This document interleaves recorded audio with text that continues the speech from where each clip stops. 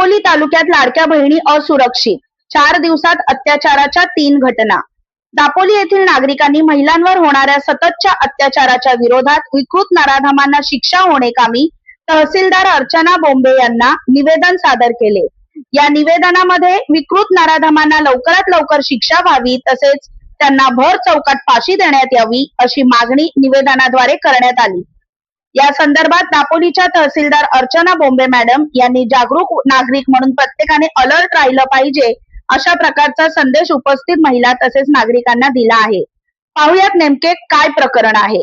3 घटना झाल्या आणि आपण अशी मॅडमकडे मागणी करतोय आणि त्याचा जाणीवतेने आणि विचार कर सगळ्यांना माहिती आहे। दुर्दैवाने शनिवारी 4 तारखेला एसटी मध्ये दुर्दैवी असा प्रकार घडला। यासाठी कठोरात कठोर शिक्षा आणि म्हणून आमची आग्रहाची मागणी आहे की या सगळ्या समस्त आमच्या भगिनींच्या समोर त्यांना चापकाचे फटके दिल्याशिवाय आम्हाला चैन पडणार नाही किंवा आम्ही शांत बसणार नाही। कारण कालपर्यंत दापोलीच्या वेशीच्या बाहेर, रत्नागिरी जिल्ह्याच्या वेशीच्या बाहेर ज्या घटना होत्या त्या आज आपल्या अंगण्यामध्ये येऊन थांबल्या आहेत। अजून किती आम्ही वाट बघणार? कारण थोडंसं कायद्याचा धाक हा जास्त स्वरूपात राहणं आवश्यक आहे असं आमचं सर्वांचं मत आहे आणि त्याचा जाणीवेने विचार करावा।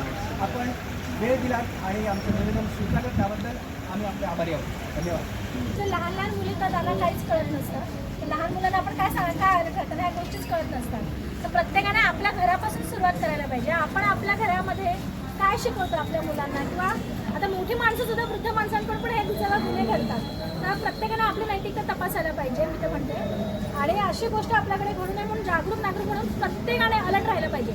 आता आपण कोणावर विश्वास ठेवू शकत अशी परिस्थिती झाली तर आपल्या शेजारी पाजारी किंवा आपल्या समोर असं काय घडत असेल तर कृपया तात्काळ आपण ते निदर्शनास आणून देणं वेळीच हे खूप गरजेचं आहे। आणि आपण एकदम म्हणतात ना अलर्ट मोडवर राहिलो तर नक्कीच असे गुन्हे घडणार नाही। आणि मुलांनी सुद्धा मुलींनी सुद्धा असे जे काही असतात ना प्रलोभन त्याला बळी न पडता आपण जे समजत्या वयातल्या मुली त्यांना तरी याची काळजी घ्यायला पाहिजे। पण म्हणून आपण घाबरू नको जायला म्हणजे घाबरून न जाऊन आपण घरात करून बसायचं नाही, मात्र आपण खंबीरपणे त्याला प्रतिकार करायला शिकलं पाहिजे आणि आवश्यकतेने काळजी घ्यायला पाहिजे। धन्यवाद।